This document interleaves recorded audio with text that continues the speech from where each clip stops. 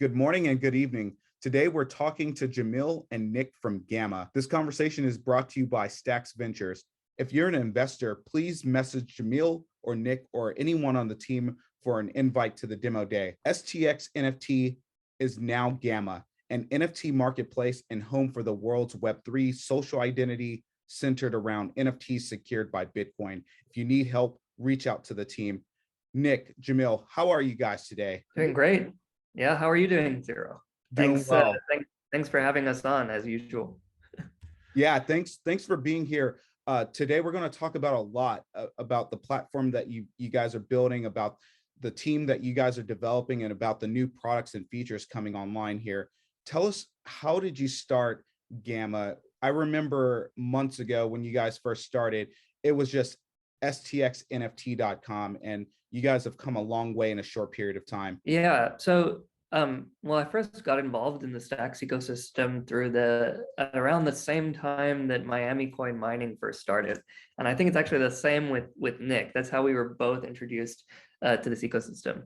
For me personally, I had always been, at least dabbling in crypto. I made my first Bitcoin purchase in 2014. I'd been playing around with Solidity smart contracts from 2017-ish onwards. But I really discovered the Stacks community around then. And so I built some mining tools like mamining.com, mining.nyc to view basically how much people were committing to mining Miami coin. There was simply no tools to do this before. And the response that was received by the community was incredible. People were so grateful to have something being built, to see builders in the ecosystem, to have more applications being built in this ecosystem. And that sort of was my first introduction to this ecosystem and provided me with an incredibly positive experience. But there were other things aside from just city coins mining that we realized, hey, there's some other things we can build on this ecosystem. So one of the first things that we noticed was, well, Patrick Stanley was like, hey, why don't you send a Stacks Punk to the Miami City wallet address? Well, first, I wanted to see which NFTs the Miami wallet address owned, and I just couldn't do it, right? There was no website that I could do that on. And to transfer an NFT was also quite difficult as well.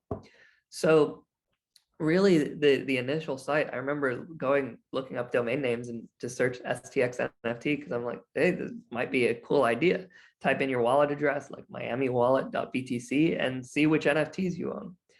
And so it was born out of just trying to figure out, what is the pain points that I was having within the ecosystem and the pain points others were having in the ecosystem.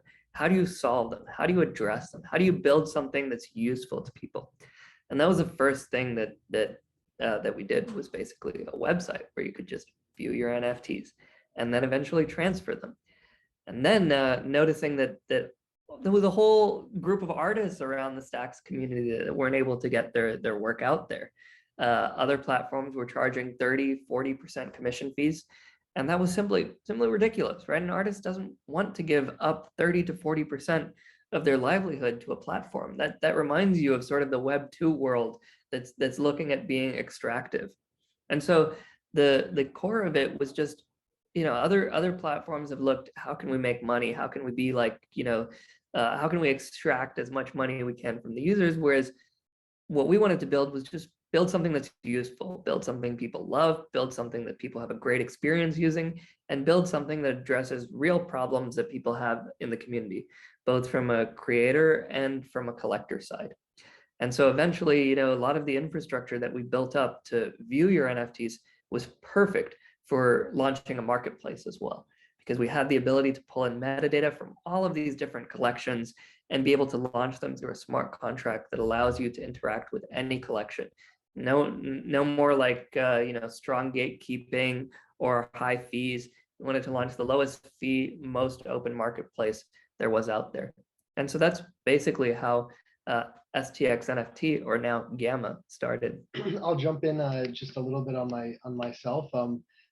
As Jamil mentioned, also kind of became aware of the ecosystem through city coins. I had kind of been been a follower of board Elon Musk for a while, and I know that he's familiar with Patrick and just the City Coins project in general, and he was kind of talking about City Coins and whatnot, and so I was like, oh, let me kind of check this out and see what it's about, and so got really kind of interested in that, and kind of my background is really more on the operations marketing side, and I also did kind of some web design on the side and some kind of like marketing materials design, and so I had a little bit of a an eye for that kind of a thing. And as I was learning about the ecosystem, it just so happened it was about, I think, a week or two after the first collections were starting to launch on STXNFT, and so I had reached out to I think I actually reached out to like another creator that had launched a project, and I'm like, how do I get in touch with this company? Like, I want them to help me, launch my collection that I had been working on for a few weeks, and so wound up getting in touch with Jamil, and he was super helpful in kind of getting the collection launched, and then after the collection launched, I was kind of like, just it was really well received. There was like a small but seemingly pretty engaged community, and I was like, I want to make sure that the platform that these are like able to trade on, because it was there were some unique aspects that encouraged people to trade almost like trading cards, and I was like, the platform that this is built on like needs to be robust in the areas that I'm good at, and so I kind of Jamil and I just happened to just naturally discuss about some marketing and operations and just some of the structure on that side, and one thing led to another, and I became formally involved in what's now Gamma. So that's the little backstory. Nick, and that was spot on. A lot of people don't know that you were the founder of Hex NFTs, because I remember when that launched, a lot of people were talking about it. And a lot of people don't know that Jamil helped me launch that first Bitcoin pizza collection. And that really, because we were also asking some other marketplaces, the other one that was online, to help, and there was no response. We didn't know who ran the accounts. And I remember and I totally forgot, Jamil, that you created that Miami coin, because up until that point, you could just mine it and stack it if you won some, but you didn't know that there were blocks being mined and who was winning the block rewards. And I remember seeing that. A lot of people also don't know, back in November 2021, Nick, Jamil, Satoshi Sarah, Spartan, and Jake Blockchain, we did the proof of culture. So when you created those domains to actually see the BNS addresses of the NFTs going to cities, that really sparked some light bulbs in myself personally going off, because up until that point, I mean, we knew there was the BNS addresses, and maybe you had one, maybe you didn't, but no one was really using it at all. Yeah, I think we had BNS support built into the website from launch day, like literally from day one. And before anything else was built, we had BNS support. And I think that is a critical part of the way that view and interact with NFTs. It's a very social thing. It's a very personal thing. You want to showcase your identity, your personality through the NFTs that you own. And I think it's kind of telling that when you look at other marketplaces, not only on Stacks and elsewhere, they don't incorporate decentralized identities in that way. But it really is the core of how you display who you are, how you interact with other people. And I think it shows a different mindset that we have compared to other marketplaces. We're not building this just to make money and to be extractive. We're building something bigger, right? We're building something where you can interact and see what other people are doing. I think a great example of this is on the auctions page, where you can actually, as people are bidding, you recognize, the names of other people that are bidding on the same auction as you. I've been on bidding wars with, other people that I know, and, it makes it a lot more personal, a lot more, intuitive, a lot more friendly, when you can see who you're interacting with, who you're buying from, who you're sharing with, and just being able to see people's profiles in a more humane way. The team has experienced tremendous growth. So you guys have 10 members now. Tell us about the growth of the team. Tell us about some of the new features you guys are building from the community aspect. You guys have the Discover page. You guys have auctions now. You can see collections. You can see the trending information on collections. There's a wide array of actual products and services on the platform now.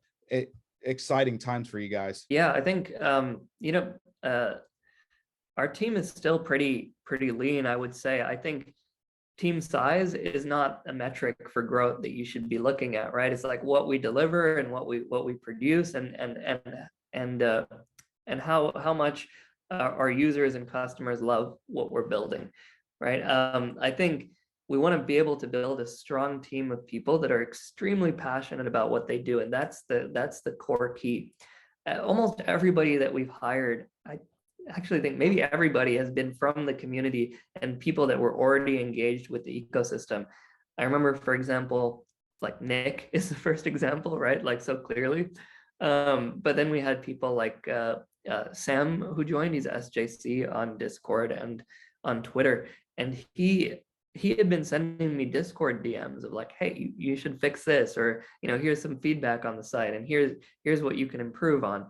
And and had other people do the same thing, like Jack or JNap on Discord. And these people were so passionate about what they were doing and about the communities that they were involved in, that they were willing to provide feedback and help out, without expectation of anything in return. And then not only on the engineering side, but on the community side as well. We had Brett, who's well known as Eli Herf on Discord, reaching out and helping bring artists into the community.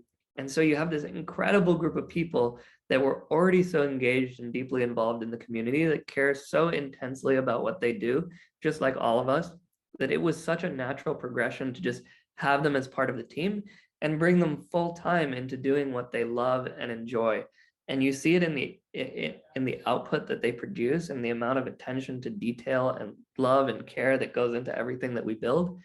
And also in the resiliency of the team. Like going into the bear market, nobody's in here to make quick money, to be speculative. People are in here because we believe we're building the future, and we're building something that's long lasting. And so you see the team morale is like just as strong as it was when Stacks price is like 50 cents versus when it's like $3, because we're not in this just to be speculative and try to make as much money as quickly as possible. I'll kind of add on that on the community side, bringing in people from the community. It's interesting that just trying to be so connected with the community has led to these opportunities pretty organically.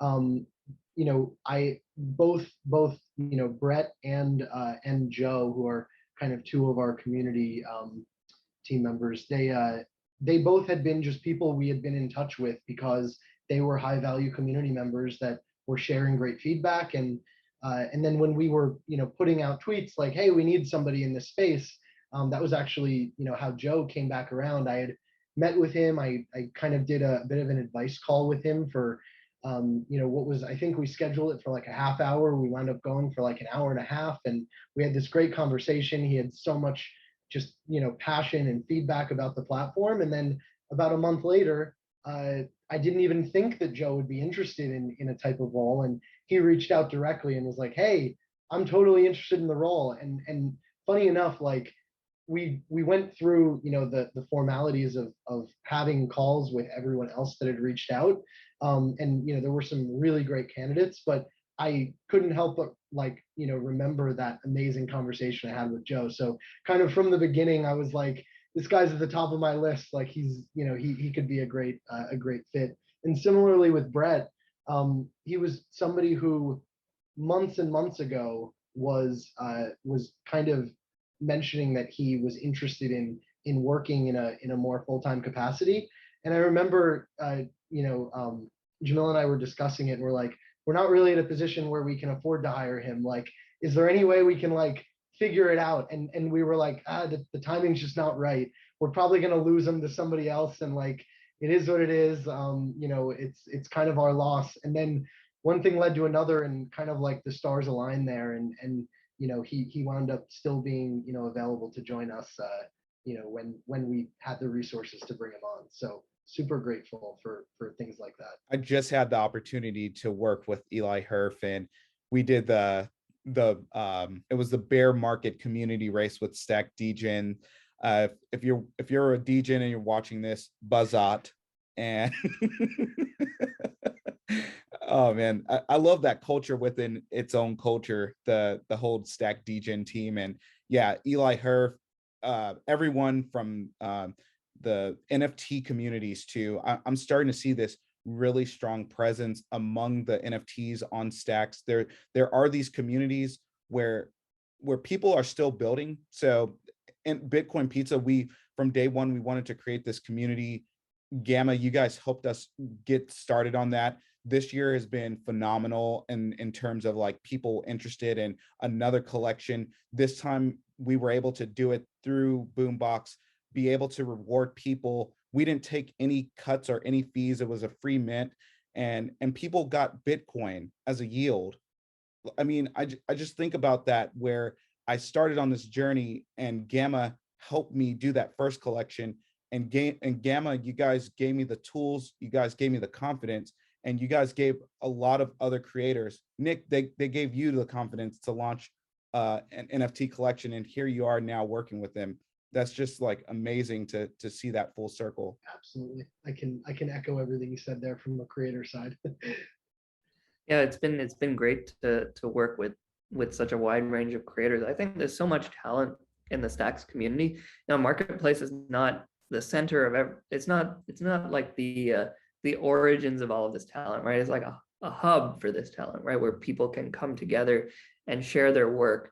It's not us doing the art, it's not us that should be the center of the attention. And I think this is sort of how we even built the site from day one, right? The website has been minimalist.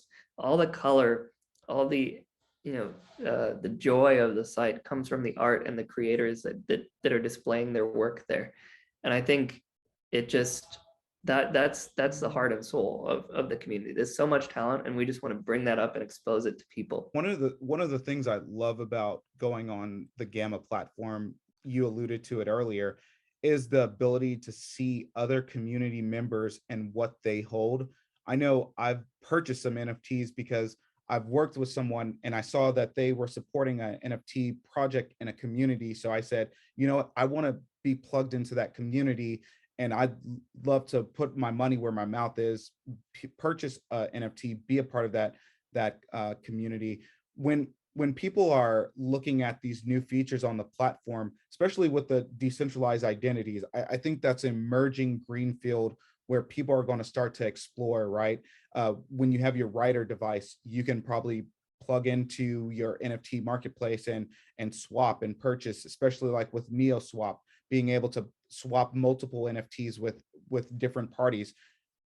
Tell us about some of the new features. When we launched the redesign of the site, we basically just wanted to make it, the first step was basically, how do we take the existing functionality and lay it out in a more organized and better and more beautiful way? But as we moved on and as we're adding features, you can sort of see where the vision is going, right? We're focusing on making the marketplace, as I said from day one, it's been like a social interactive experience, not only for collectors, but for creators as well. So we want to be able to showcase and allow people to discover their work very easily, artists' work very easily, and also be able to see what others are collecting and see how other people are interacting with the platform. So it starts from little things, right? From being able to hover over an NFT and see who's selling it, right? And see their PFP and be able to click on it, see what else they're selling, see what their profile is, give it a little bit of personality. And we've actually had 1,000 people set their profiles and set their PFPs and set their bios.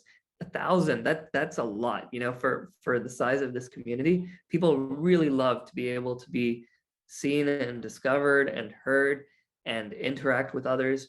And so a lot of the features that we've built on both the collector and the creator experience have been around being able to discover collections. So for example, on the homepage, being able to see photography, fine art, generative art, all of these different categories of art and also see who the top collectors are and see their profile picture and their bio and get a little flavor of their personality as well. It's sort of an extension of your digital life. You know, we have a bit of it on Discord, a bit of it on Twitter, and we see the marketplace is also, you know, one of those hubs where collectors and creators can come together. One of the things I've been especially surprised with the platform is bringing music into the platform, and I actually purchased some of Longstreet's music, and Longstreet started his own photography guild and his own community, and so that was so cool to see him a part of Zero Authority, to see him a part of Project Indigo, helping out with the marketplaces, being at the forefront of pushing music NFT and music creativity on the blockchain. And I'm going to look back in 5 years when I have some kids, and I can, he's one of those people I can say, this guy single-handedly pushed music onto he made music on chain, or he brought music into the blockchain space. Yeah, I think it attests to how strong the artist community is. People like Longstreet are just incredible, right? He's a photographer, he's a musician, he's a great community member, and you know, everything just sort of comes together. You know, I think one of the things is we want to facilitate being able to support this wide variety of media that artists work with in the best way possible. So some people work best with video, and some people work best with music, and some people work best with, you know, photography, and some people work best with generative art.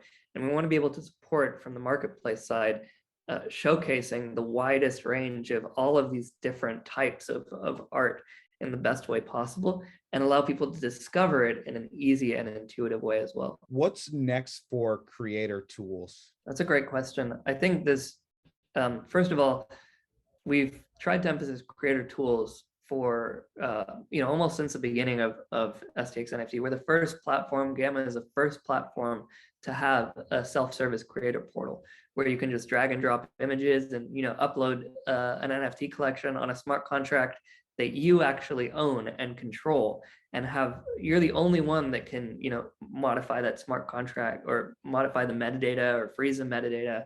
We have no control over it once you deploy it. So I think that's the first thing, is like, we wanted to start with a solid foundation and the solid principles that we wanted to build on top of. And those principles are of decentralized storage, of ownership over your data, of ownership over your information. And that's where we want to start from. But there's still things that we need to build out from here.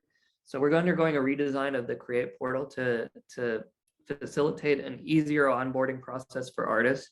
We're also creating infrastructure for open collections, which means that basically if an artist has you know, is working on an ongoing like project, that they can continue to add to their collection as they're developing, as they're sketching, as they're working on new art. And I think this is going to be great for a huge majority of collectors who just don't really want to create a PFP style collection. They want to do something that's more bespoke, that's more long-term. And you've already seen people start to do this, like Alexander with his sketchbook collection, and Dr. Suss with Saints, more open edition, longer term collections where they keep adding to it. They spend a lot of time on each individual piece. It's less automatic generative art and more bespoke stuff. And I'm really excited to launch more tooling associated with types of works like that. Something I think will happen down the road. One, I see Megapont. I don't think they get enough credit. I think they get a ton of credit, but they don't get credit for the attributes in the robot factory. That's something I'm starting to see people innovate on and do more of, and because you can, with the attributes, you can be a lot more creative, and you can keep the same collections and keep adding on pieces. And even with their mega coin, they're going to burn that, right? So like, those are like the innovations I'm starting to see. Another thing, and Alexander, his blocks, I've loved him from day one. He actually was he took my Crash Punk and put the block background behind it. So I had a Crash block, and then he did the Kong block, and that was so cool. kind of really reminded me of the Wasteland apes that clogged the network, because Stacks is never down. But I just see these collections partnering on some really cool concepts later on too. And even with Dr. Suss, I love the Saints collection. Yeah, I think, one thing that's kind of cool to see in the community is that there's a lot of like partnerships that are formed between the individual projects. And so, and most projects are receptive to that kind of a thing as well. And so it leads to like completely new kinds of art that you never would have had otherwise. And I think that that's one thing that's really cool about, Web3 and people, coming together with completely diverse backgrounds and completely different interests and artistic styles, and then finding ways to engage with one another directly without without those boundaries that that might otherwise be set by by other platforms. So yeah, totally agree and love to see that that kind of work in the ecosystem. Tell us about the experience in the accelerator. Yeah, I think I'm a first-time founder. I have more of an engineering background, and Nick is first time as well. He's first time starting and being a part of like a formative team like this as well. So so a lot of the experience that others might have in fundraising, in mainly honestly, like the fundraising process and being able to pitch and being able to communicate your ideas articulately and more clearly, I think is one of the values of the accelerator. We came in, I think, at a later stage than most companies do. We joined around a couple of months into our product launch. I actually think that was great because we were able to focus on product and building, and then focus on how do you pitch, how do you fundraise, what does the fundraising process look like. So I think the accelerator and Stacks Ventures is great for that, for those skill sets. Yeah, I'd echo everything there. I'd also just kind of add on, like, obviously, like Jamil said, we're both first time, at doing this kind of work here, and I think that one thing that there's always like these ever present things that are like everything is urgent, everything is on fire to some degree, in an early stage business, and I think that one of the things that that Stacks Ventures has kind of provided is kind of like highlighting even higher, and from a place of like an advisory role, like, yes, I know everything is important, but like these 5 things are the things that you like really need to be focusing on right now, and these are the things that you can maybe wait on. And I think that even the structure of the program and being able to see the kind of schedule of how things progress, it's like focus on these things now, you can kind of focus on these other things in a couple of months from now, and then by the end of the program that you're going to be in a place that's really solid and that's set up like structurally sound, so that you can continue to grow and scale and fundraise and all those great things. I also think just like sort of a marketplace is a collection of artists, and accelerator is also a collection of companies, and really the heart of the accelerator is also all of the great teams that are participating in it. So we've had great conversations, great collaborations, great advice and help that comes from within the accelerator as well, from teams like Flatlay, from Friends, from Xverse. These are all like, we just have such a great tight community in the accelerator of companies that are supporting each other. We're all in this together. It's a great attitude, and people all feel very collaborative. It's not a competitive environment.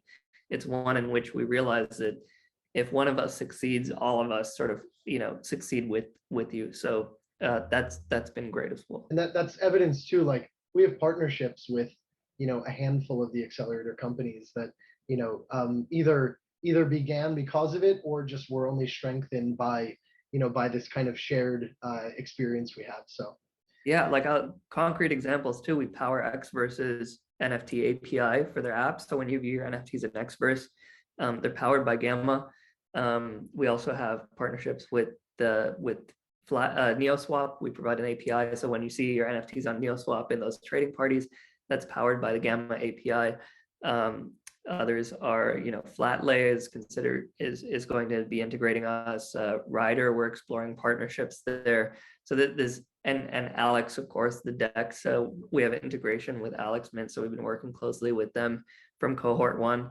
So there's a ton of integrations and infrastructure plays that we can make. We're making with other accelerator startups. We're able to help them, and they're able to help us. So it's a great relationship. Yeah. So we try to stay pretty active and engaged on Twitter, which is at Try Gamma. There's a little bit of a Try. We say Gamma is kind of the third iteration of the Web3. So Try Web3 is kind of the little you play on words there. And then of course we have our Discord, where we encourage creators to share things about themselves, the community to engage with one another. And then we have a weekly newsletter, and we have our blogs. So we really try to make sure that we can keep in touch with the community in whatever way they like to see. Maybe soon we'll even start cranking out some videos for people that prefer that kind of a thing. So stay tuned.